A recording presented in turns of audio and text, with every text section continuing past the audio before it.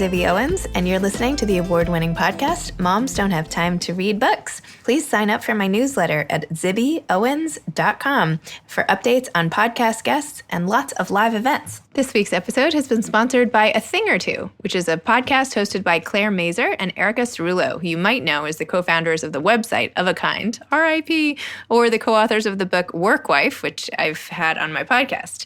They're all about discovery and enthusiasm. This podcast has been described as a unique mix of urgent discussions of non-urgent things and thoughtful discussions of important and otherwise ignored things. And I'm very much on board with that take. Claire and Erica also send out a weekly companion newsletter with a diehard following. You can sign up to receive it at claireanderica.com. So thanks so much to Claire and Erica and their fantastic podcast, A Thing or Two, which you should definitely check out.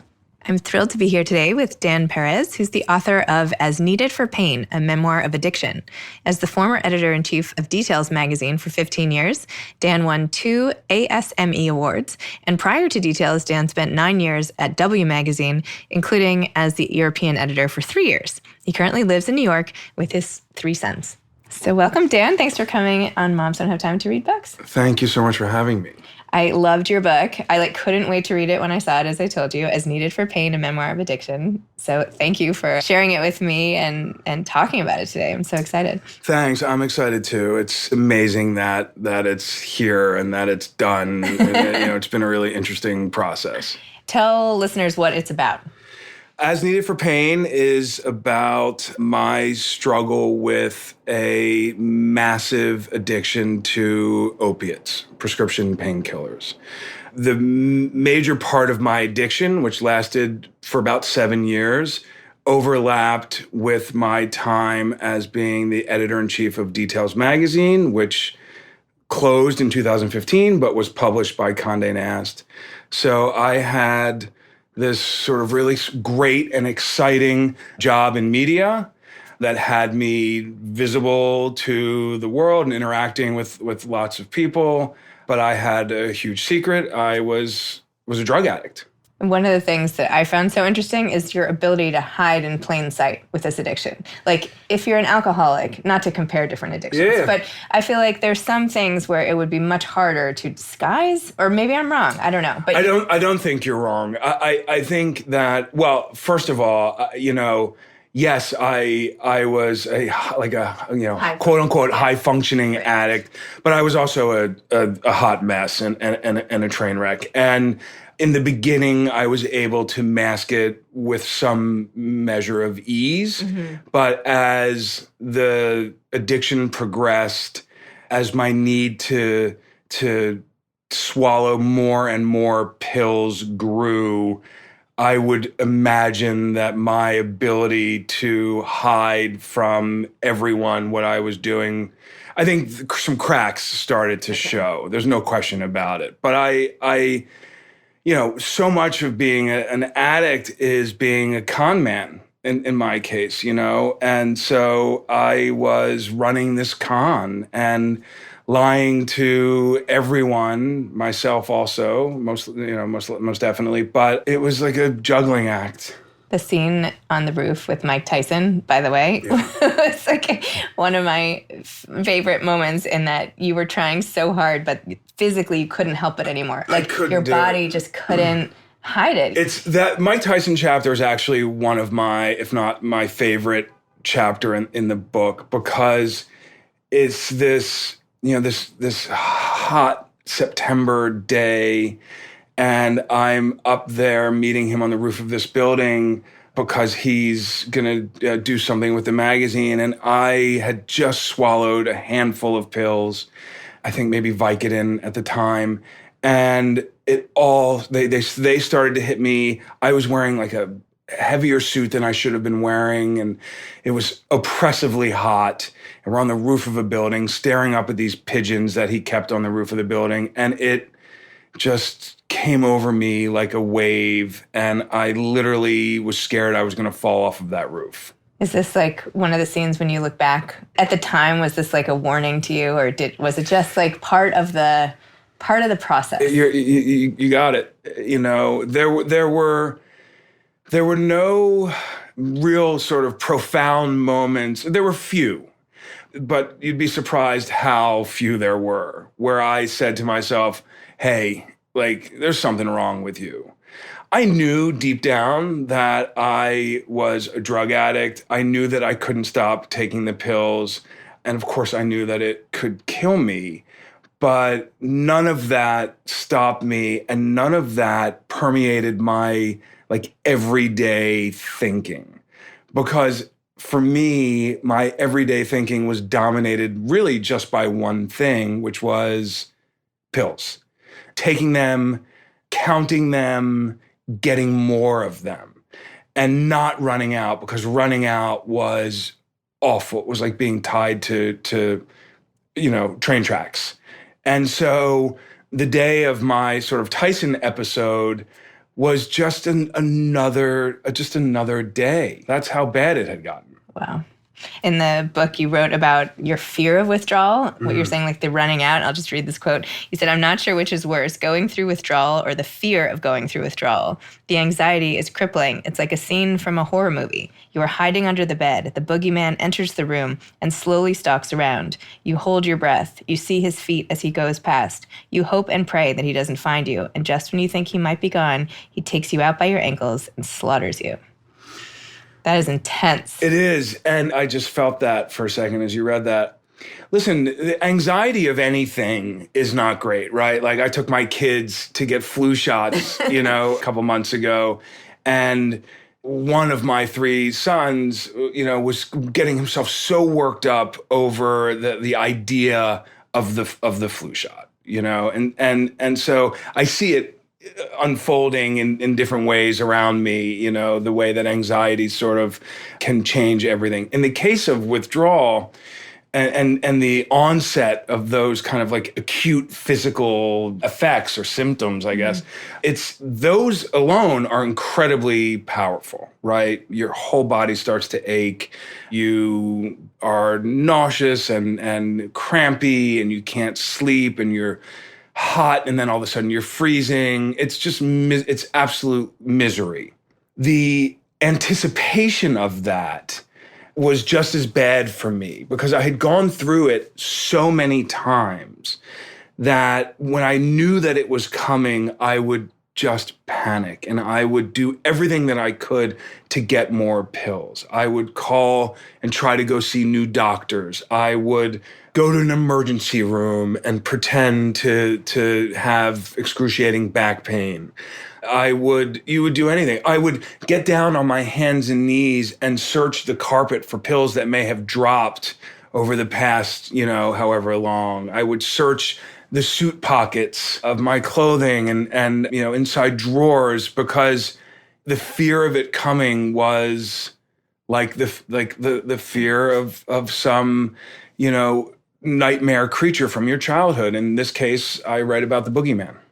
And I was struck also by how many pills you needed to fuel this addiction. Like, that's an insane amount of pills. You were taking like dozens and dozens and dozens every day. I was. It was, first of all, it's a miracle that I'm alive. Right? Yeah, and so I know that. And I got sober in 2007, and still every day I'm grateful for the fact that I'm alive today, because it truly is just a blessing. It's a gift. But yes, I was taking massive amounts of pills. And as I write in the book, initially I was taking what is called extra strength Vicodin, or Vicodin ES, which is essentially like the active ingredient, which is hydrocodone, which is the opiate, and it's married with like basically extra strength Tylenol. So I was essentially taking 60 extra strength Tylenol a day. I mean, it's just remarkable. That alone, forgetting even the opiates that are attached to that, should have killed me. The disease sort of works in different ways for different people. And I've known people over the years who had, what I'll call like a low grade addiction, maybe needed, 7 or 8 pills a day. In my case, I was taking 15 at a time, 4 hours a day. 4 times a day, every 4 hours. It's just, it's mind blowing. I know, it's crazy. It's crazy. I can look back on it now with a smile on my face. Yeah. And I can look back on it now and kind of just be like, oh my God, that was nuts. But I don't minimize what I went through and what other people are going through.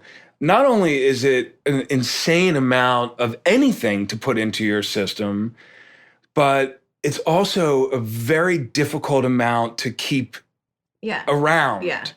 So I had to get crafty, and in some instances I got very lucky, and I would find ways to get these pills.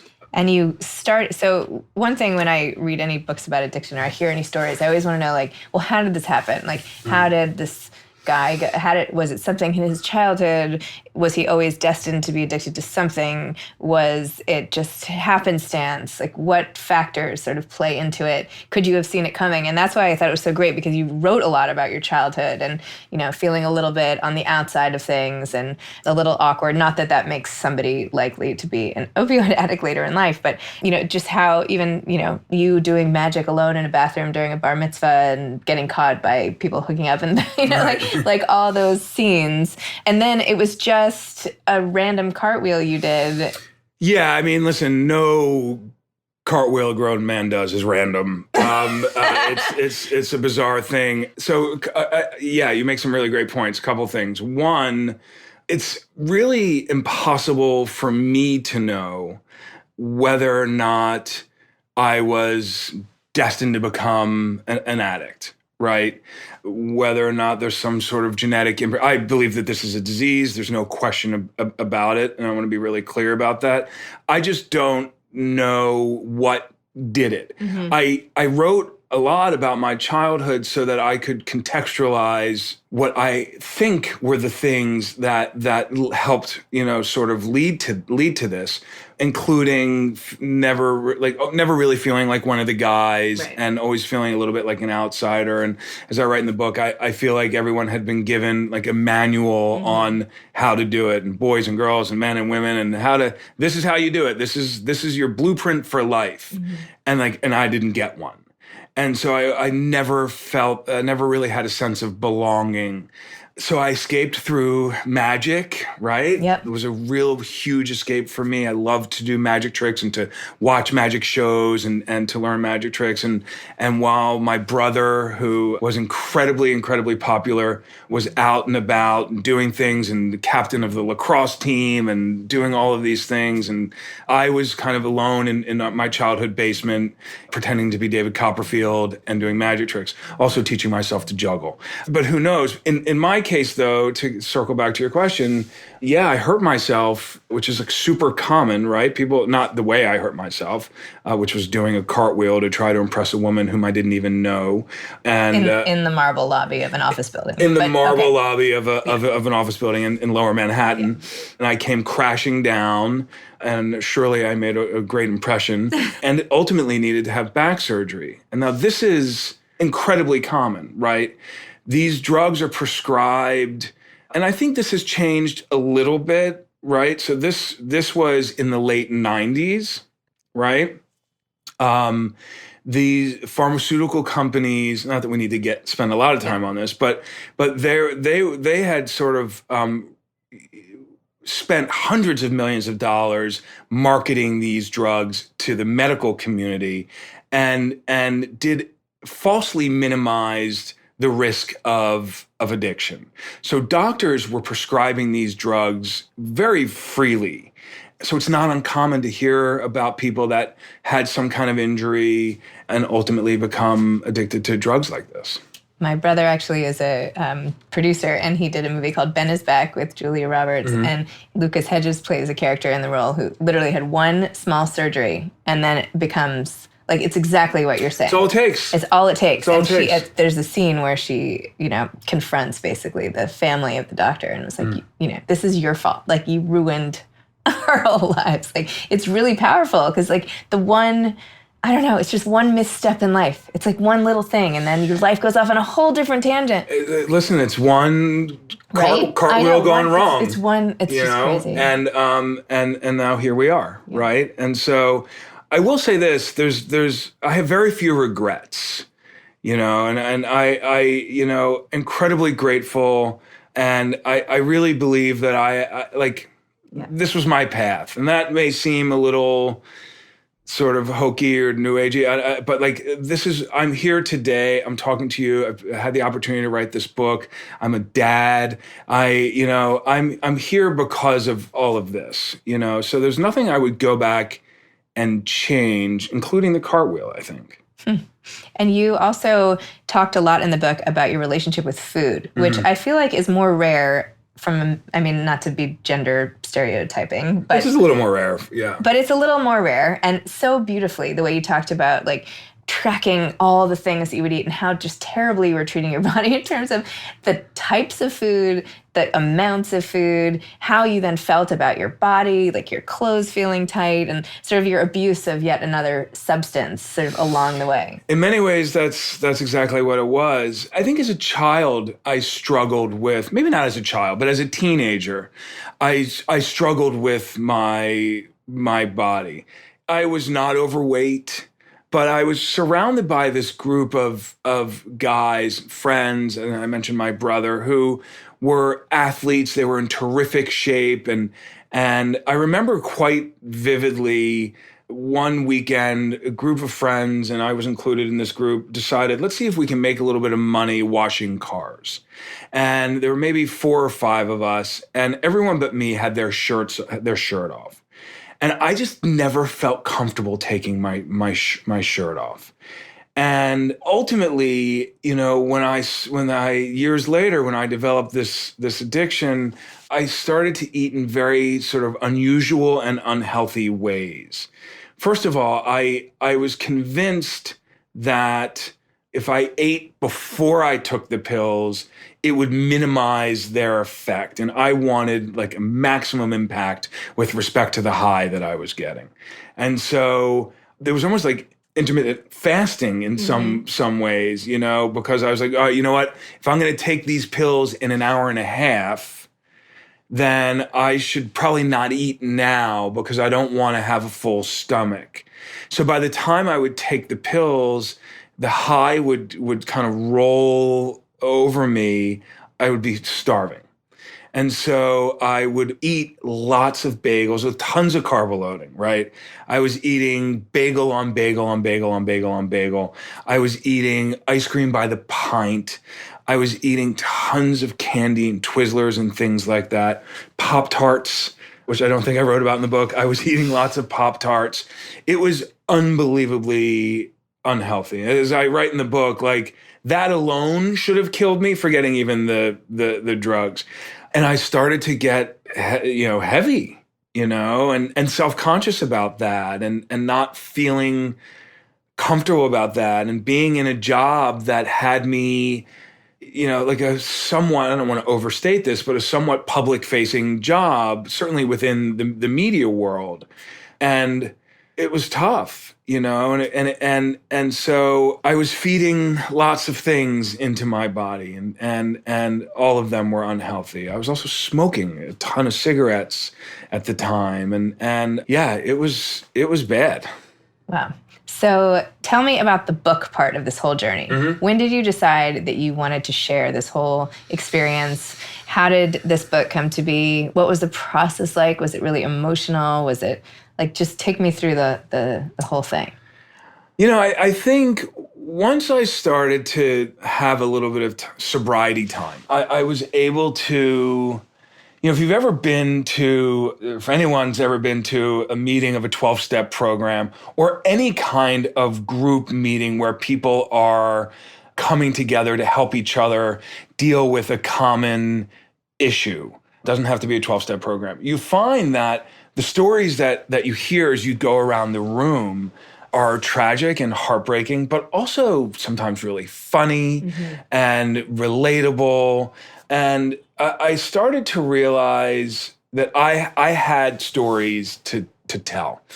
My initial sort of thinking about the book was rooted in that Mike Tyson chapter, because to me it embodied everything that had happened to me.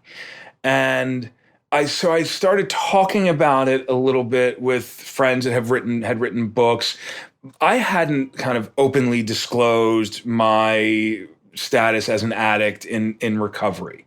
And so I was still working at Condé Nast, but I was to people that I knew well and trusted, I was talking to them about it. And I had one friend who became my agent, is a man named Bill Clegg, who has... He wrote an amazing book. Has also written about his struggle with addiction. That was a great book. Yeah, Portrait of an Addict as a Young Man was a really wonderful book. And so Bill was a friend, and I started talking to him about it. He's like, well, put pen to paper, And this is what people say, right? When they, because I've had people come up to me and say, hey, I've been thinking about writing a book. And really the only thing that you can say to someone when they say that to you is, write. You have to start writing. Then that's awesome. Write. And essentially that's what Bill had said to me, and I didn't, but I've been thinking about it. And then I was away on a trip. I was actually in Tel Aviv, and I saw something that just triggered a very powerful childhood memory. And I was like, you know what, I need to start writing. And I just started writing for myself initially and sent a couple of, what turned out to be chapters to Bill. And he said, hey, listen, I think there's something here, so keep going.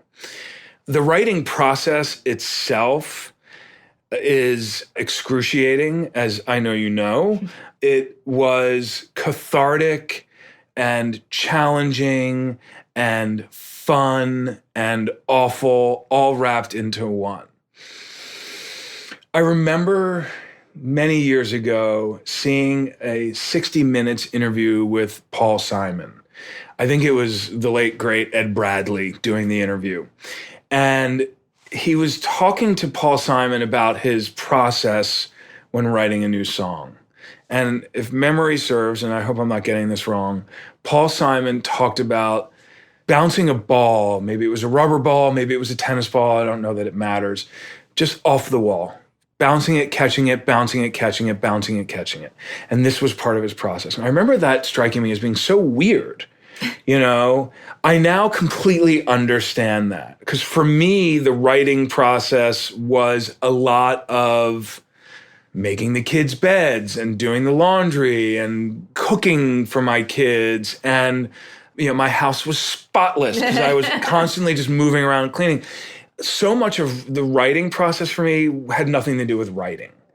It was just sort of turning it over in my head, figuring out what's the best way to tell this story, and to really make sure that I was being honest. And by that, I don't mean not lying, but just like, am I telling this in the truest sense possible? And I'm trying to understand, what was motivating me here? What was I really thinking? What did this mean? There's a part in the book where I go to an addiction specialist, Dr. Ron, and I was weepy and I was tired and I was done and I was basically at his mercy, and I was essentially begging him to help me, and he was incredibly kind and did all that he could to help me. But when I look at it now and when I looked at it as I was writing, I wonder, was I just trying to con him because I was out of drugs and he was going to give me something to help mitigate the withdrawal symptoms until I could get more drugs? And if I'm being really honest, I think maybe that's what it was. I know that I wanted to stop. I know that I needed to stop for sure. And I knew that I was slowly dying, that I was slowly killing myself. But the addiction is really powerful, and I wanted to keep going also. So I had to search for these truths through this process. But listen, writing is hard, and I've had a lot of friends who have published books over the years, and I consulted many of them during this process, and pretty much all of them said the same thing, which was sit down and write. And that's easier said than done. Sure, you're right about that. Having gotten this out there, do you have any, I know you said you have no regrets about anything. Do you feel like it's out there to help other people? Was your motivation I want to get my story out there to heal myself, or is it I want to help other people who might be struggling, or I want to help people who love people who are struggling? Well, listen, of course. Or all of it. I think it's a little bit of all of it. I think the idea of helping people in the way that I was helped by reading other people's accounts of their own attempts to get sober and ultimate recoveries was incredibly important to me, right? If I can show that there's hope, right? If I can show that all is not lost, that there's a way through this, then that's great, and that's a number one priority, right? I also wanted to just tell the story. I think I had entertaining stories to tell, and I tried to make the book lighter. Listen, this is like a very heavy subject, right? And I think that there are parts of the book that can feel heavy, but I also tried to bring lightness and humor and a levity to it, because that's who I am. Mm-hmm. And so I had experiences. My editor at HarperCollins said to me, she said, God, your mom comes off as like a stereotypical Jewish mom. Should you maybe contextualize her a little bit? I'm like, hey, guess what? Like, my mom is a stereotypical Jewish mom. And so showing little elements of what my life was like and trying to bring some humor and levity to such a profoundly serious subject was important to me. But I also enjoy storytelling, and wanted to just try my hand at it. And so what's coming next? Do you have another book that's brewing in you? Are you doing still editing like full time on a daily basis? Not right now, okay. No. And so I'm doing some consulting and I'll likely, sort of end up back in a regular editing position. I absolutely want to write again. I miss it. I've started making some notes and some ideas, and we'll see. There's a couple of things that I'm playing with. I'd like to stay in the sort of nonfiction memoir genre or area, but I'm most definitely interested in writing again. I obviously am a man. I've never had children. I've never birthed children. I have 3 children, but I certainly didn't carry them, obviously. So I've heard over the years women that have gone through pregnancies say, the sort of like hell of childbirth. I'm never doing that again. And then it sort of, a year later or however long later, the same women are like, of course I want to have more kids. And so for me, the writing of the book was really intense and brutal at times and awful at times. And I was pulling what little hair I have left out of my head. But now on the other side of that, I can say to you, yeah, my God, I absolutely want to do that again. It was just incredible and amazing. And listen, I'm really excited about this. Yeah. Well, as a reader, I didn't want it to end. I want to hear, like, what next? Like, what happened next? Like, anyway, so I will be eagerly waiting for part 2 if that ever comes. I think it might come. I will say, though, because you're right, the book ends when I have 92 days of sobriety and my oldest son is born.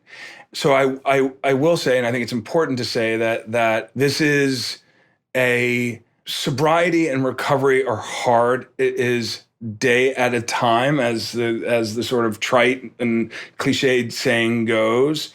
But I have been sober since then, and it has been a lot of work, and I have had an extraordinary support network blossom around me, people that I never thought I would connect with.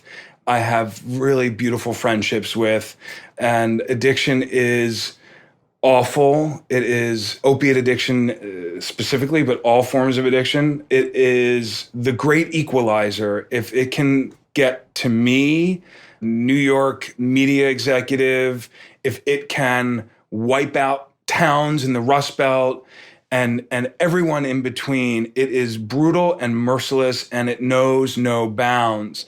So it's important for me to say that I am doing it a day at a time for the last 12 plus years. And there is hope. There is a light at the end of the tunnel for people that want to stop and reclaim their lives.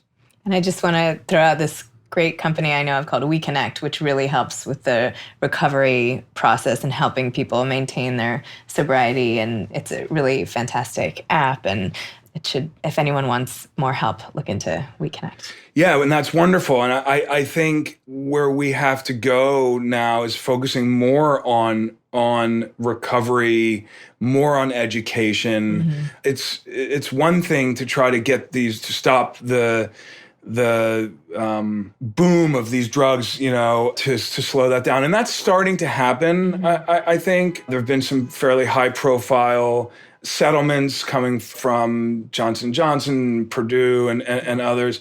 But the real focus needs to be on education and recovery, and providing treatment options and recovery options for people. I had the good fortune of being in New York City. I also had the good fortune of being able to afford whatever I needed. That's not the case for most of this country. So I don't know We Connect, but based on what the description, or any other place, or any other sort of like things that can help people connect to other people in recovery is incredibly, incredibly important, because it's one thing to stop doing something, in my case, taking pills. It's another thing to stay stopped. And connections with other people that are going through the same thing will really help you stay stopped. It's amazing. Well, Dan, thank you so much for sharing your story, for this amazing book, and for coming on this show. Thank you so much for having me. I really appreciate it. My pleasure.